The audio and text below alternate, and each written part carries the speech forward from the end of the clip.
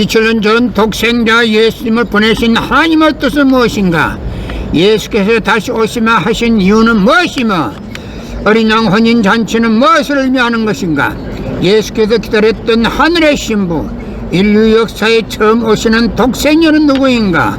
예수님은 33년 생애 동안 인류를 구원하려 하셨으나 그가 누구인지 알지 못하는 문명인 이스라엘 민족에 의하여 결국은 십자가에 못 박혔습니다. 그러나 예수님은 다시 오시마 재림을 약속하셨습니다. 요한계시록의 마지막 날에 주님이 다시 오시면 어린 양 혼인잔치를 한다는 구절이 있습니다.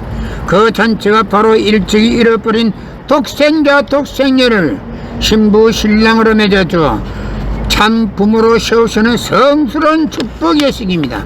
하나님이 예배하신 독생녀만이 우주의 어머니, 평화의 어머니와 되기 위한 어린 양 혼인잔치에 나아갈 수 있습니다.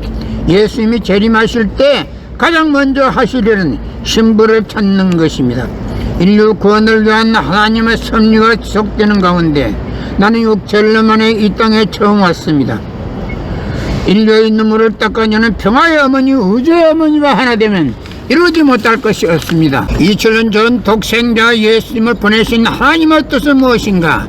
예수께서 다시 오시마 하신 이유는 무엇이며 어린 양 혼인잔치는 무엇을 의미하는 것인가? 예수께서 기다렸던 하늘의 신부, 인류 역사에 처음 오시는 독생녀는 누구인가?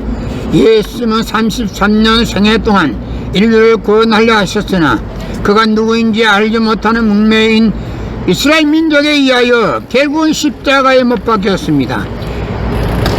그러나 예수님은 다시 오시마 재림을 약속하셨습니다. 요한계시록의 마지막 날에 주님이 다시 오시면 어린 양 혼인잔치를 한다는 구절이 있습니다.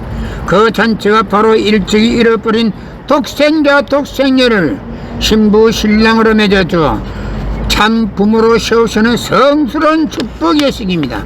하나님이 예배하신 독생녀만이 우주의 어머니, 평화의 어머니와 되기 위한 어린 양 혼인잔치에 나아갈 수 있습니다. 예수님이 재림하실 때 가장 먼저 하실 일은 신부를 찾는 것입니다. 인류 구원을 위한 하나님의 섭리가 지속되는 가운데 나는 6개월 만에 이 땅에 처음 왔습니다.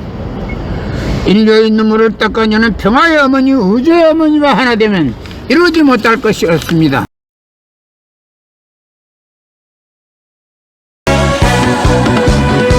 다른 세월 그 누가 잡을 수 있나? 허무한 게 인생이다, 덧없는 게 인생이다.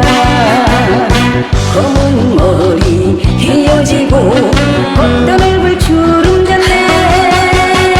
가지 말라 애원해도 어차피 가는 세월, 그럭저럭 한 세상 널 따라가지 않다. 우리네 인생 얼마나 사나 멋지게 살아가보자. 갈 테면 가 세월아, 미련 없다 후회도 없다.